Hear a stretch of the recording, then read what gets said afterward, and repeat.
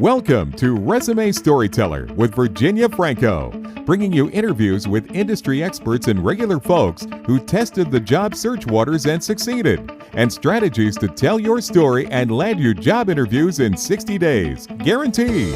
Here's your host, Virginia Franco.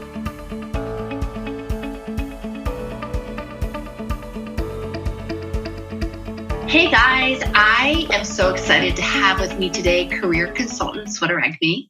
She is the founder and CEO of Teachndo, a career consultancy that works to ease the difficulties of job seekers. She pairs her corporate hiring expertise and a deep understanding of what employers want to help laid off career professionals and newcomers to Canada. Sweta's own story is one of a really explosive career growth and a great deal of practical experience.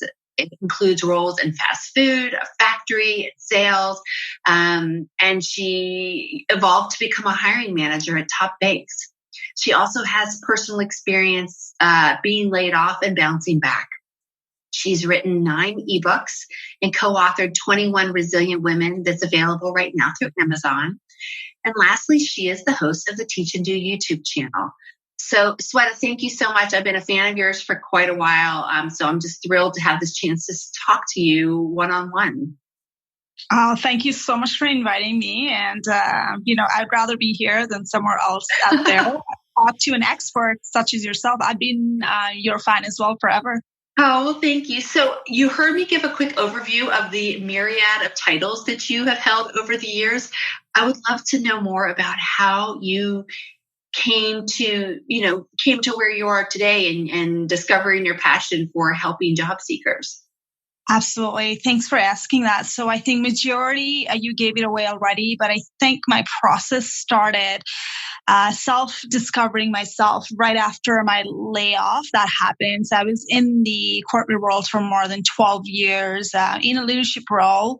And when I got laid off, it was really hard for me to bounce back. And I think that's when people don't realize that you really have to have those plan in place. And I didn't have none because I was one of those who was homegrown, promoted based on my merits and stuff. I did go with the interviews and stuff like that, like resume and stuff. Mm-hmm. But I never had to go out there and beat the bot, Yeah. So I think that was the first thing that I missed. Although I was hiring manager, all those resumes were given out to me, and I completely missed that part. And I think I had to reflect back. A lot of rejections. So I took a break for a couple of months, and I traveled. I volunteered back home in Nepal to teach, and I had sponsors and kids, and I walked mountains without the road. For a bit, I took one-way ticket. I said, this is it. I'm going to go do some soul searching before I head back to the workforce. So I think I was kind of running away from rejections, to be honest. Interesting. My self-esteem was really, really low. I was not confident. I felt like I was nobody without the title.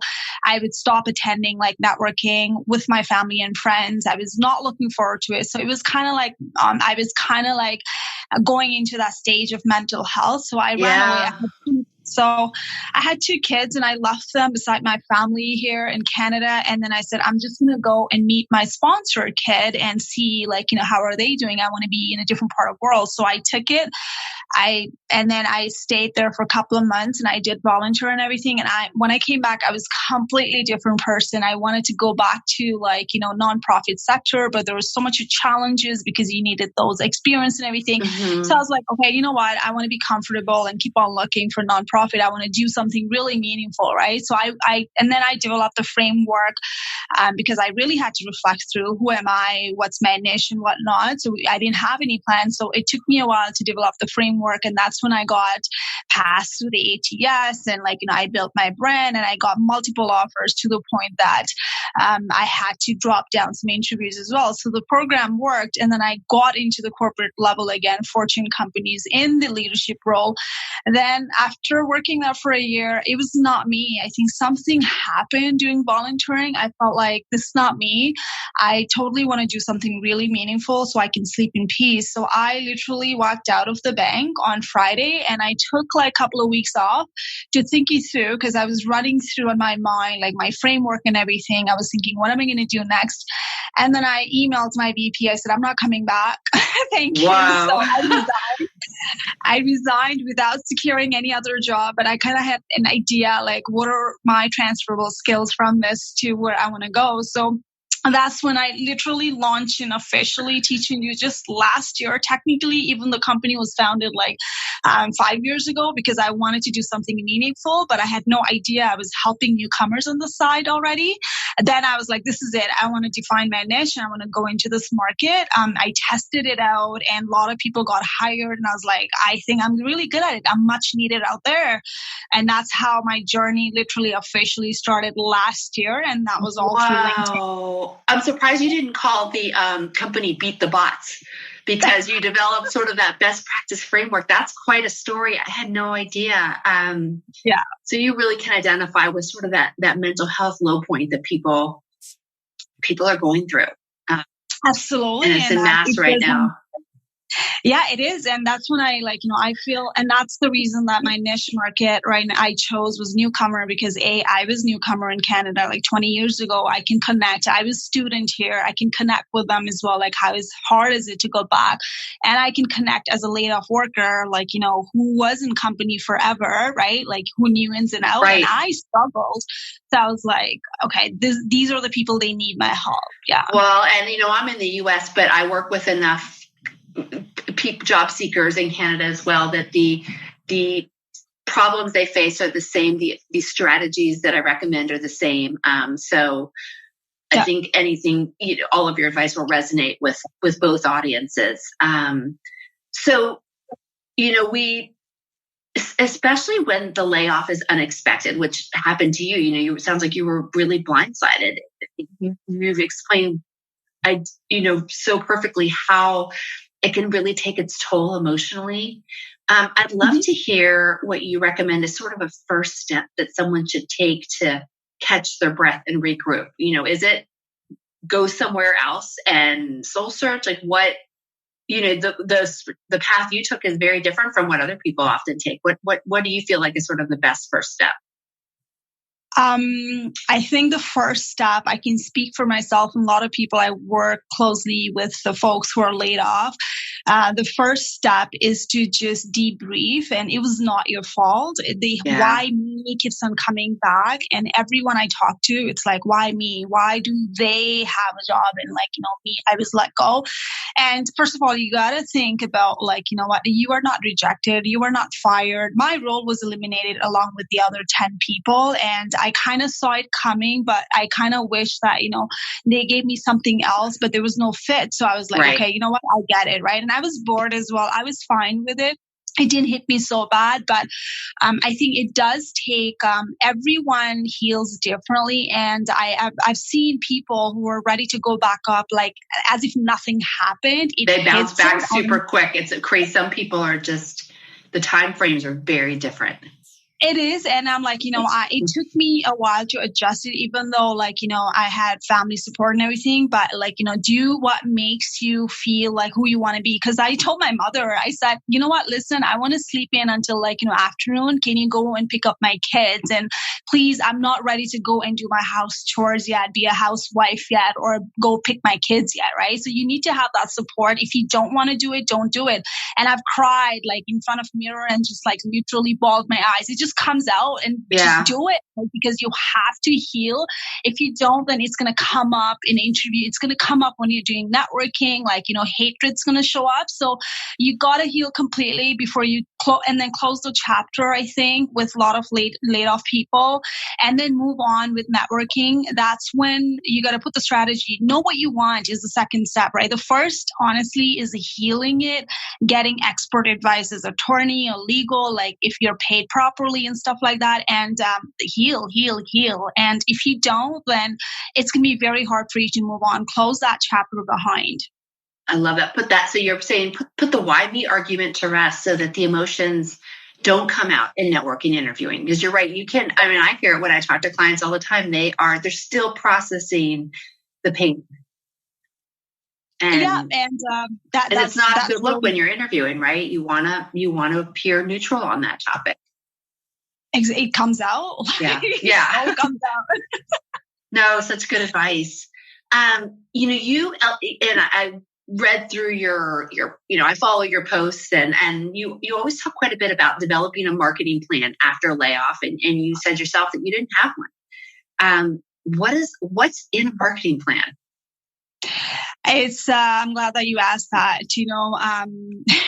When I work with clients and show them what marketing plan looks like, they're like, "Is this a thing?" I never knew. I was like, "Yeah, apparently it is," because I didn't have one, so I completely get you, kind of thing, right? And I think marketing plan is something that, based on the framework I developed, is I didn't have anything, so I was like, a little background is I did banking, and banking I did deposit, I did mortgage, I managed like people in deposit side, mortgage side, and quality and coaching. My niche was not identified because I could do it all, and I was so confused. Like, what do I want to do? Right? First, the path was not clear, and I was so confused. I was like, I need to be good at something and shoot that in.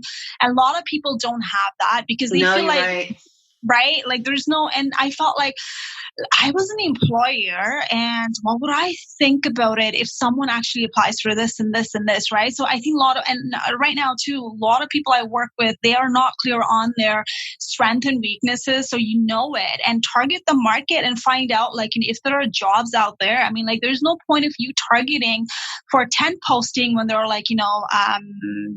hundreds of people applying for it, right? So know your niche, know your market, know the locations.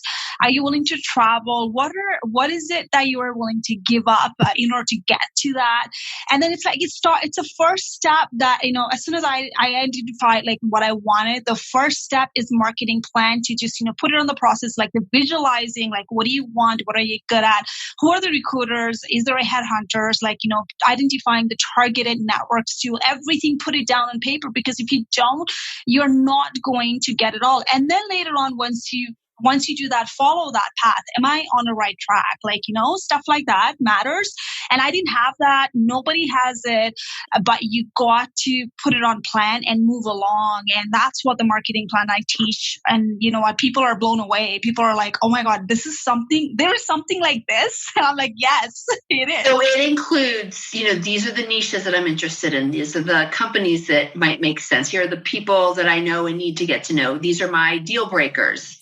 I can't commute across the country. I can't make $2 an hour. That, whatever those things are, that's what you're saying is part of that marketing plan. Yeah, and a lot of it, and you can just build on based on the industry. A lot of it, as so many things you can do. If you're clear on that step-by-step framework, then you know how to draft the resume. You know how to talk an interview. That starts right. From you have that foundation. It starts with all that. That's where it starts. Exactly. No, that makes perfect sense. And you're right, because if you go at it in the dark, then it just takes so much longer. Don't you get that too? Virginia, every time, how many times people come to you and say, I want you to write the resume, about what?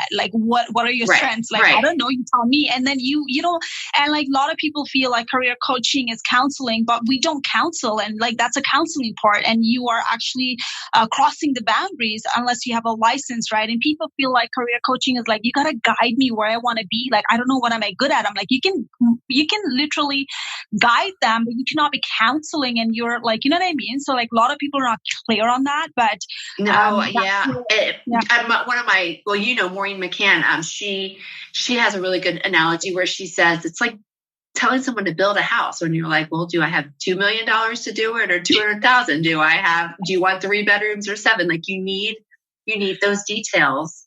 Exactly. Be clear on it to get started. So when people are starting from scratch, what do you give sort of a rough estimate of the average length of the job search? That question's been popping up so much more recently, I think just because COVID and so many people are, their job searches are a little bit more urgent than they were before. What's your take on it? I don't know. Maybe there are people out there they're not going to like my answer, but my answer always been with my client and the other people. I don't timeline that you should be getting a job within 60 days, 30 days, or or a year or something. Everybody's different. So I'm I've had newcomers landing in Canada getting back-to-back offer within 20 days, right? But I'm not going to sell somebody on that's not the norm, right? Yeah, like you can land the job in 20 days as well. Everybody is different. There are hot jobs out there. There are jobs it's really going to come in, and it depends on the city. It depends on, are you a go-getter? Are you a good networker, introvert, extrovert? There's so many things. So that's why I do the customized sessions and, one-on-one fully. I don't do the group sessions at all. And I've learned to just not say like, it takes like, 1 year or 2 years. You know what? Take your time. I mean, like it's good to have a goal. I tell people, don't get me wrong. It's really good to have a goal that you want to get the job by like, a certain time. But like, if you don't meet it, what's next, right? Like, always be willing to actually do your work, give it your 100%. And, there's no guarantee you're going to get it in 20 days or you're going to get it in 2 years. Who knows? I was like unemployed for so many months, right? Or like, it takes a toll on it when people are saying, oh, I got it in 60 days. Like, it's like almost you're like, what? I'm a failure? But you know what I mean? So like, I think everybody's different. Get the support, be self-aware, what's working, what's not working, tweak it accordingly, and everybody's different. So I don't think you like that answer, but my answer is always... No, I do. What I hear you saying is don't compare yourself to other people because there's so many variables. Exactly. That's whole like thing. Whenever I see like, I can guarantee you a job in this, I'm like, oh my God, you can go there, right? I don't know what happens when I teach you. What happens? Like, after that, what are you going to do? Are you going to apply the full technique the way I taught you? Like, we got to revisit it, right? Yeah. Right. No, and I think that you shouldn't compare yourself to others, but you do need to have that self-awareness to say, it wouldn't hurt to talk to someone who got their job in 20 days to evaluate their process and see how it compares to yours and see if there's something that you're doing to make things take longer than they might otherwise. Absolutely. Yeah, no, agree. So we see a lot about, network. But so many people have neglected their network because they were really busy with other things and now they realize that they need it. How do you recommend they go about rebuilding it? I feel like that's a touchy subject for people because they feel bad that they've let relationships go. Absolutely. And I'm glad that you asked that question because I had the challenge and I think I can speak for those people who are like, currently employed and that you totally overlook on networking outside because I was working in the bank. I knew everyone within the industry, within the banking industry, within the same company for like so many years, right? You were really networked there, right? You network only there and you don't even think about like connecting with the people outside because they're like, you want the job, you want the promotions, you got to network within, but you never like, think about like, what happens after if I do want to get out of here. And people tend to forget that. And I was guilty of that. So the way that it worked for me was, I know LinkedIn is a professional platform, but I revisited everybody on like, whoever I had on like, my personal platform, like, luckily they were on a Facebook. Some of them were on the Twitter, right? Like I was on LinkedIn, but I was kind of like a lurker. So I started like building my existing pool of network who I already knew, like who moved out from the company or someone that I really trusted. They could guide me. So I started like same thing, just the way that building the relationship with Facebook. I see pictures, liking, commenting, hey, how's it going and stuff like that. And offline on like messages on a Facebook and they would come like, hey, how's it going? And I'm like, yeah, you know what? Do you still work there? And I wanted almost them to ask me instead of me telling them I'm looking for a job. That's the approach I took. Never once went in on my personal Facebook and said, hey, do you have a job? Or like I try to build the old relationship, patching it up.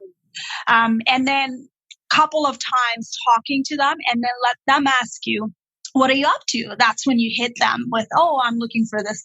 I was laid off. And they're like, oh, sorry. And I'm like, and when you talk to the people, who are going to be supporting you, who are going to go like, above and beyond for you. You would know it and stick to them and take it offline to LinkedIn platform. That's what I did. It worked for me. With the, again, existing relationship, right?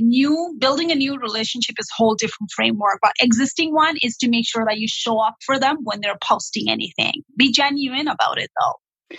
So did you take I like the strategy of, let's see what other social media I'm on a personal level. So take your Facebook connections. Did you then ever sort of make those people your professional connections on LinkedIn so that friends of friends kind of thing could happen? Yes. So I started from Facebook, people that they moved from my old company to somewhere else where, they were on the leadership role where they were able to guide me or provide me the referral. Again, be focused on quality. I mean, what kind of people you're going to get, so focus on quality. So I targeted the hiring managers within the industry and everything and took it offline on LinkedIn. I'm like, hey, you're on LinkedIn? Or yeah. So I'm on LinkedIn as well. So, and then, that way it's like, oh, by the way, I'm looking and there's, because you built that relationship already, that's like, oh, there's a posting happening. Do you know anyone in that branch? And they're like, I'd love to refer you, right? But you have to have a built-in reputation already for them too, because that's their reputation line. Why would someone actually refer you, right? You have to have that before you actually start asking for favor, to be honest. No, I agree. But I love it. So go to your personal networks and try to move those people to this professional platform. But then I hear you saying also the social media is not where these more meaningful discussions need to happen. It's where they begin, but then take them off that platform and launch real conversations. Yeah, with existing, that worked out better for me. With the non-existing, when I had to, I even what happened was after I moved from Toronto, because of personal need, my husband was working in the different city. He used to travel, so I was right after laid off. Okay, there's nothing for me to do in Toronto because he lives in Sudbury. I'm going to go move with the kids, right? So because I wanted to be with the family, so I was like, okay. So then it was even tough for me because I had to move to the brand new city, the smaller city, right? And it's bilingual city, and I'm targeting nonprofit, and because I had a good framework, it all worked out. So later on, I wanted to work with nonprofit, and then they literally, I built a connection within employment services because I wanted to really get out there and see what's out there before I take up this career coaching, because I had that subconsciously in my mind. So then I built a network. I wanted to do the volunteering. They're like, hey, can you work for us? I was like, really? And I worked there, and I didn't like it. And there also, I quit on the spot.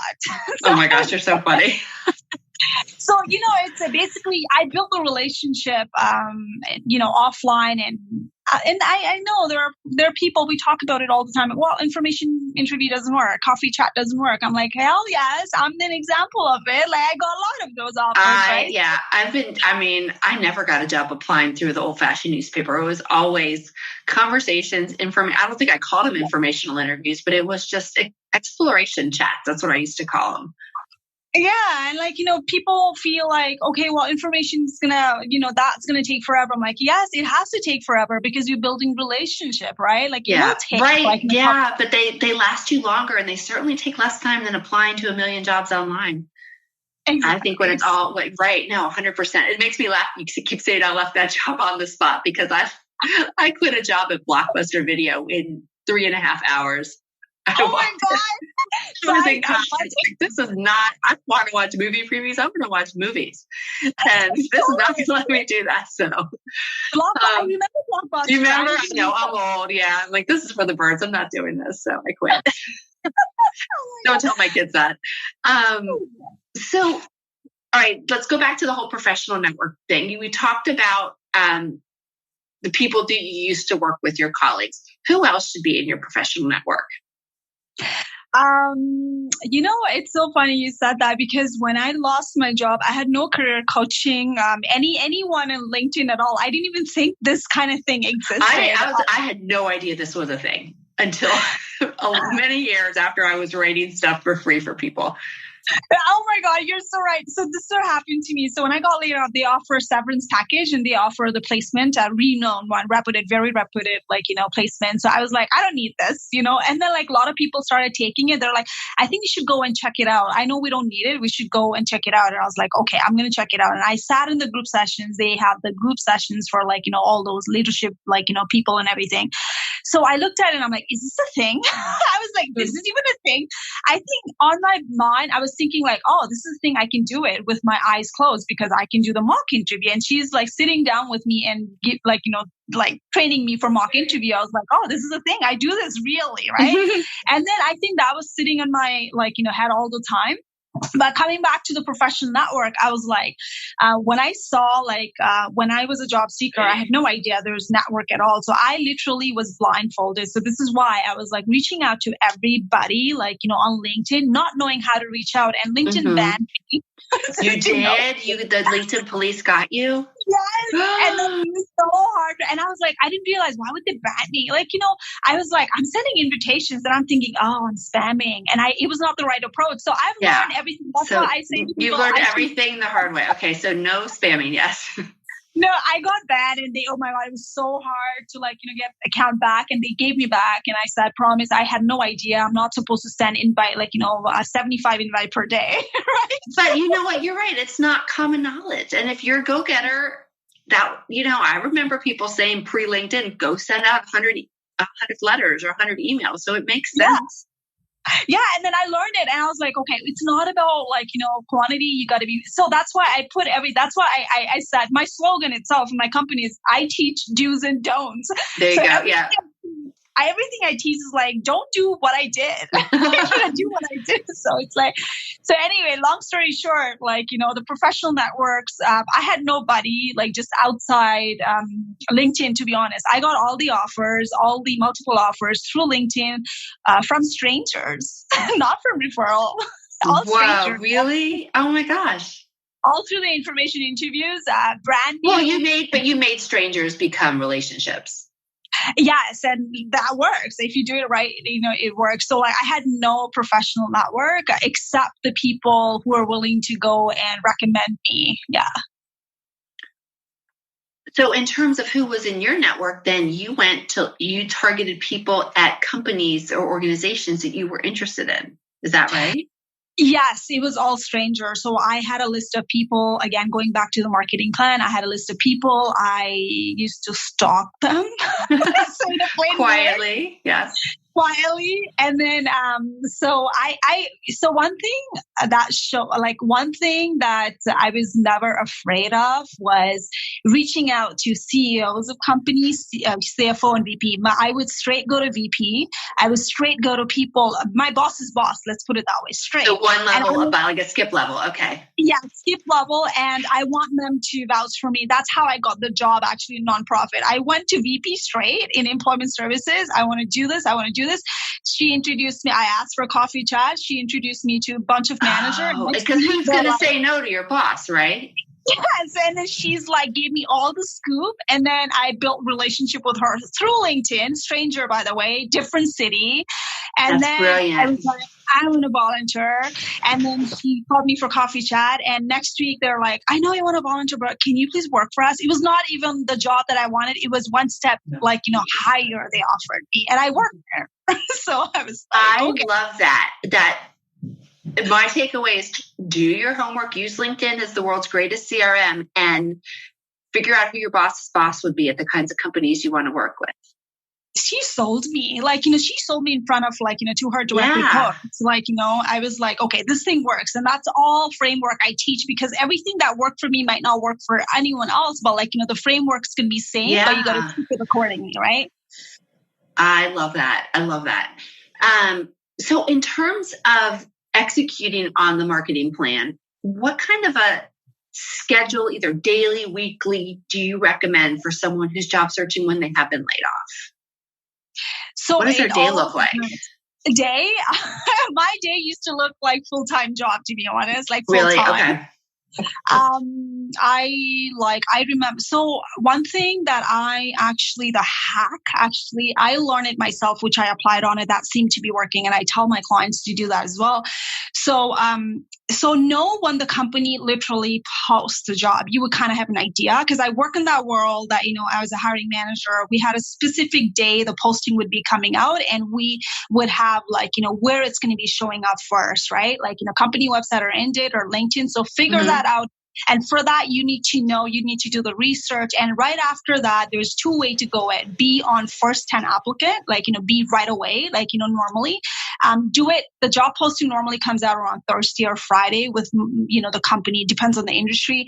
Go on there and just go shoot it and sleep over it on a weekend and follow up and do stuff like that with the hiring manager. But at the same time, you should not be waiting for job posting anyway. You should be doing beforehand. But if it falls to the crack and you feel like, this is a job I want, then know where they're going to post it. Be the first one to go ahead and do it.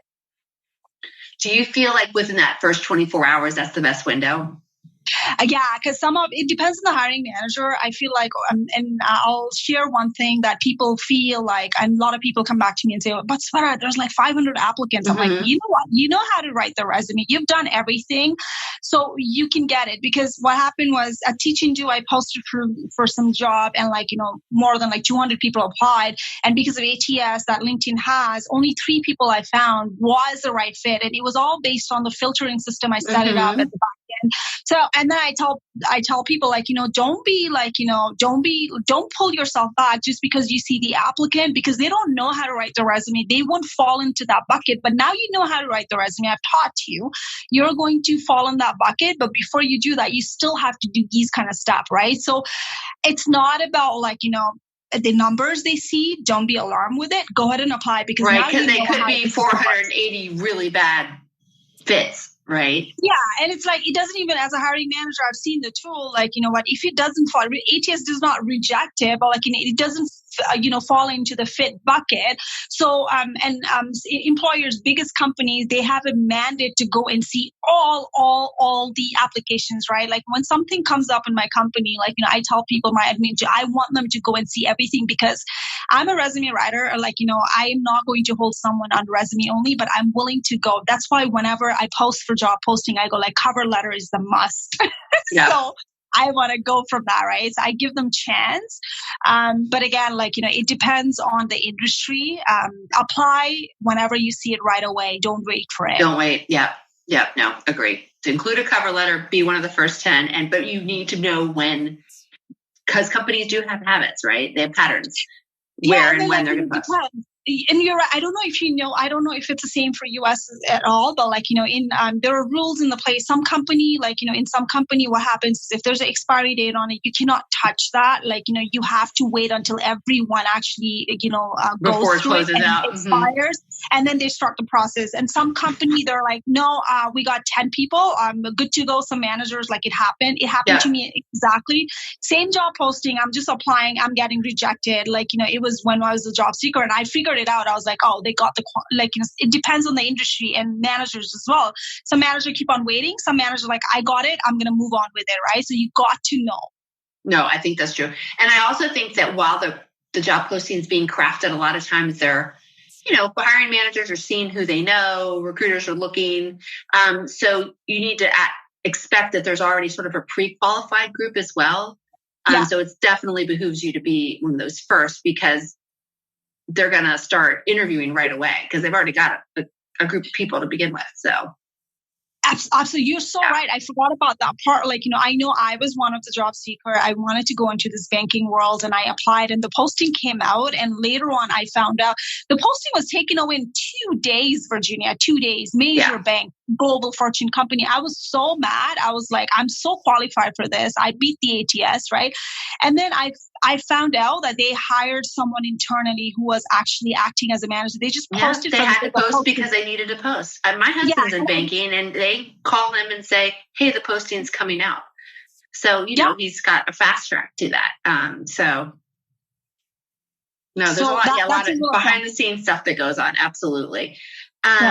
So in terms of addressing the gap when someone has lost their job, what's your advice or your strategy for addressing it in the resume and then also in the LinkedIn?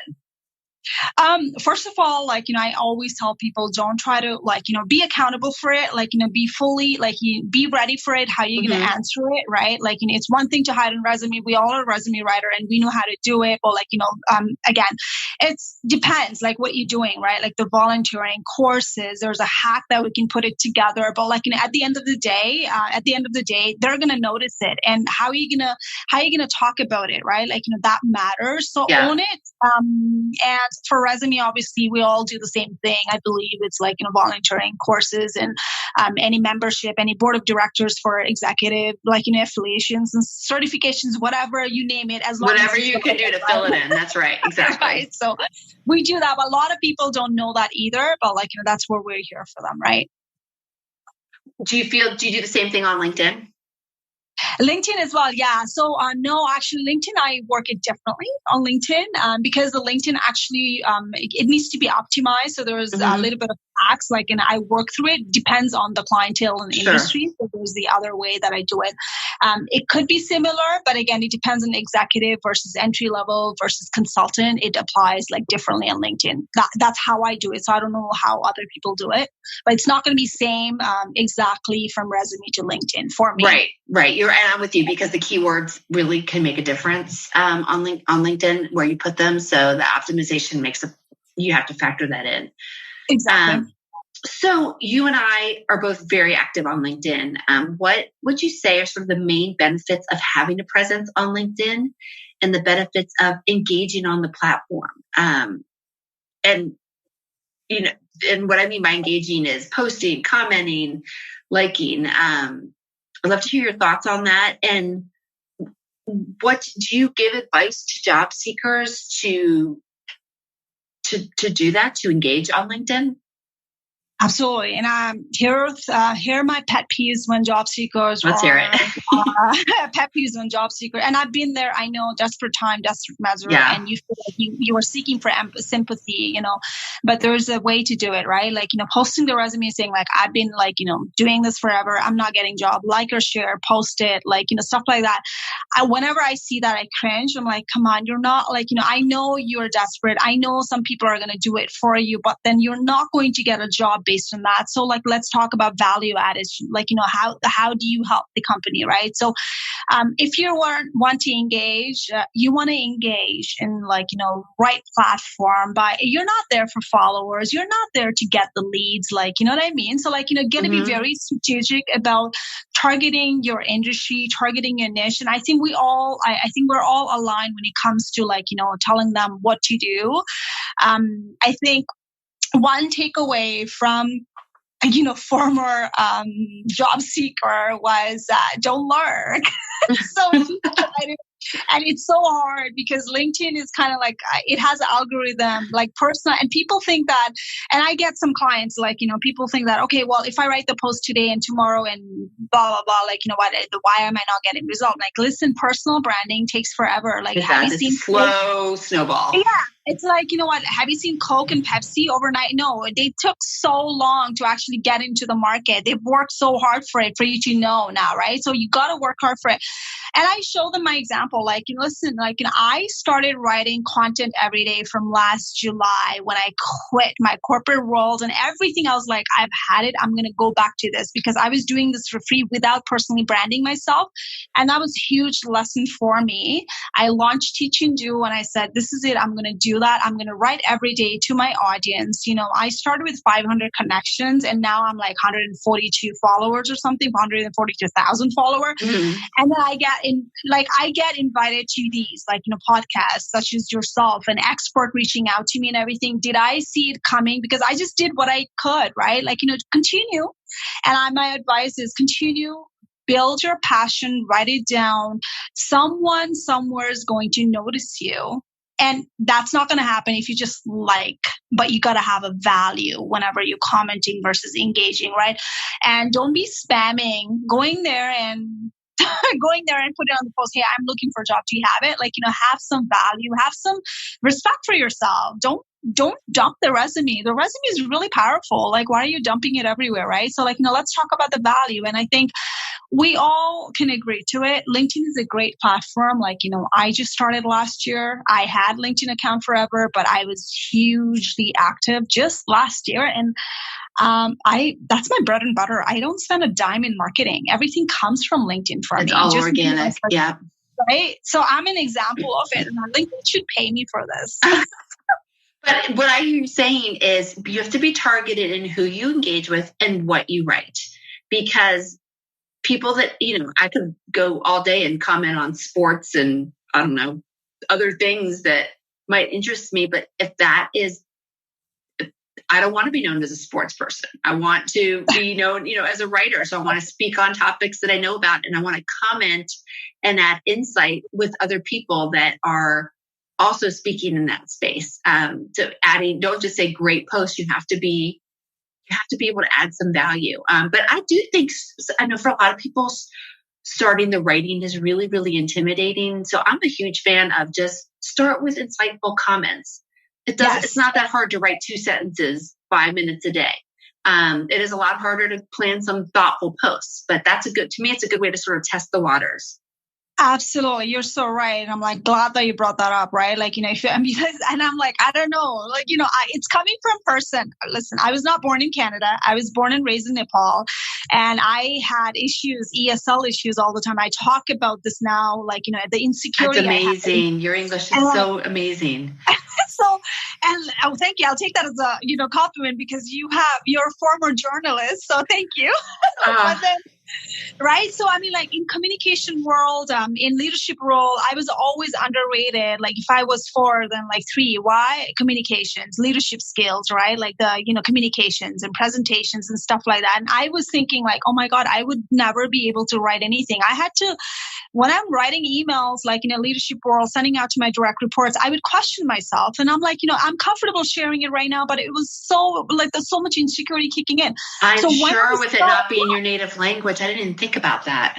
Yeah, it was not. And then I was like always rated lower because of communication, always came in on a performance review. And then like, I started writing on LinkedIn last year. I was like, forget about this grammar police. I am going to install Grammarly. Grammarly, that's why God made Grammarly. Exactly. And then I started writing, Virginia. And then like, there are 3 people who approached me to write the book. I was like, really? Really? And then I took on this one with Daisy Wright, who approached me to write the book. And we just got it. 21 Resilient Women. Did I ever think a couple of years back that I'd be writing a book? Hell no. I couldn't even write one single email. Forget That's about incredible. The couple things goes viral. Yeah. So I tell people, you know what? You got to kill your insecurity by overdoing it. I am an example of it. I go live. I do this. I'm like, I stutter sometimes. My accent comes out, but so what? Focus on message. Well, and to me, by letting that go, and just saying, you know what, if something is slightly grammatically incorrect, who cares? Your voice is coming through. And I think that's more important on the platform than making sure that our English literature teachers were happy with what we wrote. There's always going to be there. Like, there are people. Yeah, there's people that, I know. Yeah. You put the comma in the right place, all that stuff. So I get that. But when you let go of that, that's when your voice comes through, I think. Absolutely. And it's hard. And you do this for a living, resume writing. It's so hard. And I'm writing a resume. I'm teaching classes. I'm like, you know what? I didn't think I was doing this as an ESL person, not born in Canada. I always had insecurity. And I always tell people, do it. Like, focus on message and it's going to come in. More writing, content, do it, man. Do it. LinkedIn is all about content. Yep. No, 100%. So, all right. So you have your Teachndo. You launched this book. You have a lot of plates up in the air, balls up in the air. What is next for you in 2021? I think a lot of people are not going to like it. Like those are people who are, so those are people who are going to say, well, she doesn't have a plan and vision and goal. Listen, life happens. I live every day. I don't know if I'm going to wake up tomorrow morning or not. All I want is I want to impact people's life all over the world. That's why the Teachndo was born. I quit the world, good paying job. I was like a risk taker. I did not know I would be quitting. I did not know I would be laid off, for God's sake, right? I would know what's going to happen tomorrow. So I just want to do something meaningful. When I die, then people should be saying, wow, she was something versus, oh, I'm glad that she's dead. And that's my motto. And I'm not looking for like $1 million. I'm not looking to be a billion. I'm just looking to impact people's lives. That's all is next for me. I love. So don't plan too far out. Just be intentional, meaningful, and whatever you do, try to make it impactful. Isn't that what it is, Virginia? Like, at the end of the day, you want to sleep well thinking that, oh, because of me, someone got the job, someone was able to have a basic needs. Isn't that why we're here? No, it's true. And, every time I've tried to make a dang plan, it blows up in my face because all of the factors that I use to make that extensive, that 2, 3, 5 year plan, the factors completely change by the time I get there. So, I do try to plan for the next year, but I recognize that curveballs always happen. I mean, who knew COVID was going to happen, right? I just got around with it, right? So I think but having that core, that compass that's saying, is this impactful? Is this meaningful? Okay, then I'll go with it. I think that's brilliant. Yeah. I love that. So I have included in your bio a link to your Teachndo site, your LinkedIn, your YouTube channel, and the book on Amazon. Is there any other socials or any other place where you would like people to connect with you or any other sites that I didn't mention? Oh, absolutely. That's perfect. Thank you so much for including that. I'm really humbled. No, I mean, I'm on a Twitter, Twitter as well. But again, LinkedIn is a way to go. That's your place, yeah. Yeah, it's for career professionals. If you want to follow, I think you should follow me. And if you want to look at my personal pictures, follow me on Facebook. That's there you go. Well, Sweta, thank you so much. I learned a lot. I learned a lot about you that I didn't know, even though I, researched a little bit before you and I got on the phone. But I love what you're doing. So thank you so much. Thank you so much for inviting me, Virginia. It was a pleasure. You've been listening to Resume Storyteller with Virginia Franco. To learn more about storytelling strategies to catch the eye of today's SKIM online readers, hiring and decision makers, go to www.virginiafrancoresumes.com.